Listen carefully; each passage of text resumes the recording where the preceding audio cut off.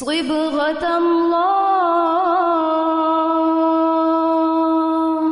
ومن أحسن من الله صبغة. السلام علیکم ورحمۃ اللہ وبرکاتہ. صبغۃ اللہ، رنگ اللہ کا. ومن احسن، اور کون زیادہ اچھا ہے، من اللہ، اللہ سے بڑھ کر، صبغتاً، رنگ میں. صبغہ کہتے ہیں ایسا رنگ جو چڑھایا جائے.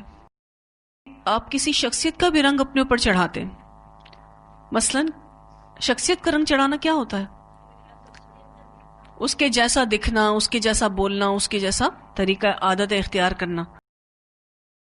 یا ماں کو آپ دیکھیں تو ماں جیسی عادتیں بچے میں ہوتی ہیں تو کیا کہا جاتا ہے؟ ماں کا رنگ اس پر چڑھ گیا ہے.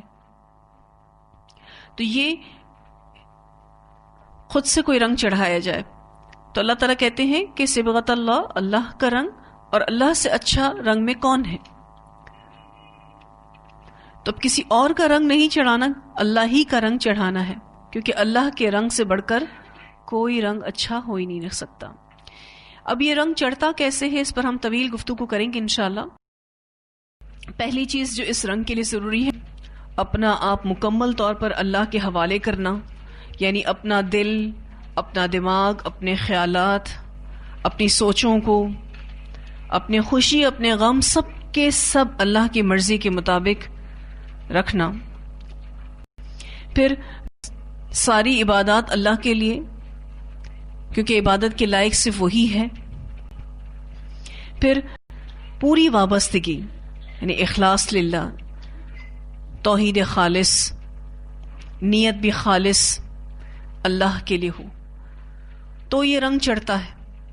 اور آپ دیکھیں کوشش ہی کرنی ہوگی، کیونکہ باتیں کرنے سے اللہ راضی نہیں ہوتا. اس میں جو یہ رنگوں کی بات آئی، یہ رنگ جو ہم چڑھواتے ہیں، اس کا عمل ہم سب جانتے ہیں کہ جب کبھی بھی ہمیں کسی بھی کپڑے پر رنگ چڑھانا ہوتا ہے، ڈائی کے لیے دینا ہوتا ہے، تو اس کا سب سے پہلا سٹیپ یہ ہوتا ہے کہ رنگ ساز کے حوالے ہم کر دیتے ہیں اس کو.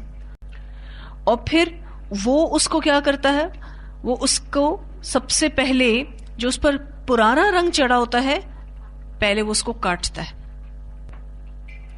تو اس کا پرانا رنگ کاٹا جاتا ہے، کیونکہ اگر پہلے رنگ پر ہی دوسرا رنگ چڑھا دیا جائے تو اچھا رنگ نہیں آتا، کلر نہیں چلتا. تو جو رنگ کاٹ میں اس کو ڈالا جاتا ہے، تو اگر کمزور کپڑا ہو تو کیا ہو جائے گا؟ پھٹ جائے گا. اسی لیے کپڑے کا مضبوط ہونا بھی بہت ضروری ہے جس پر ہمیں رنگ چڑھوانا ہے.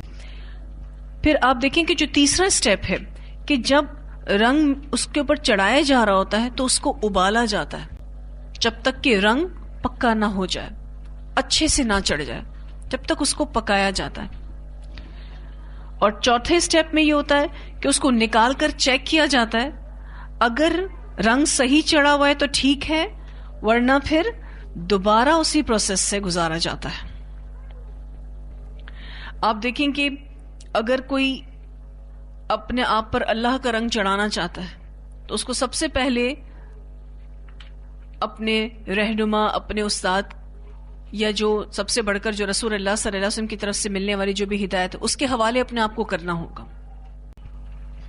پھر حضرت ابراہیم علیہ السلام سے جو ایک چیز ملتی ہے کہ جب ان کو اللہ تعالیٰ نے کہا کہ اسلم، تو انہوں نے کیا کہا تھا؟ قال اسلمت.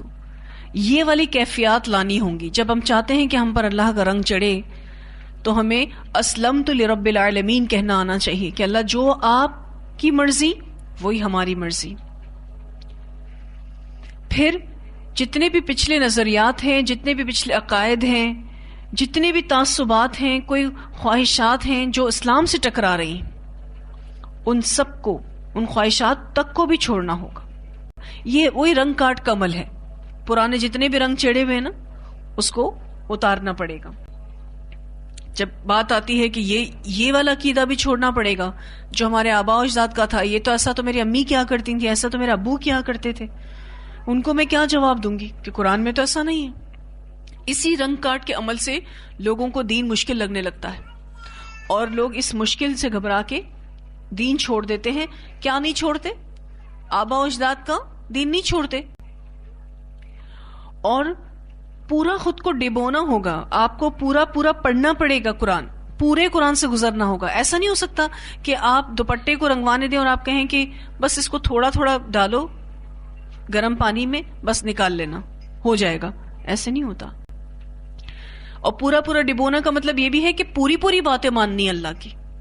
ایسے نہیں کچھ باتیں مانے کچھ باتیں نہ مانے اور ہم کہیں اچھا ٹھیک ہے 2 باتیں مانتے ہیں 2 چھوڑتے ہیں. ایسا نہیں، پھر اللہ کا رنگ نہیں چڑھتا. ایک پارہ پڑھنا بھی کافی نہیں، پورا قرآن پڑھنا ہوگا. اور بلکہ ایک دفعہ پڑھنا بھی کافی نہیں ہے، بار بار پڑھنا ہوگا. اور کب تک پڑھنا ہوگا؟ مرتے دم تک. تب آپ واقعی اللہ کے رنگ میں رنگ جائیں گے. اللہ کے رنگ میں رنگنے کی کچھ علامتیں ہیں. پہلی چیز کہ چہرے پر اللہ کا خوف اور عاجزی نظر آئے گی. دوسرا، اس کا اخلاق، اس کی گفتگو اور اس کا طور طریقہ، اس میں اللہ کی اطاعت نظر آئے گی. اور تیسری علامت کہ جس کو دیکھ کر اللہ یاد آ جائے. جو بندہ بھی اللہ کے رنگ میں رنگا ہوا ہوتا ہے اس کو دیکھ کر لوگوں کو اللہ یاد آ جاتا ہے. اللہ ہمیں ایسا بنائے. اللہ اپنا دوست کہتا ہے، حدیث میں بھی آتا ہے اللہ کے دوست وہ ہیں جن کو دیکھ کر اللہ یاد آ جائے.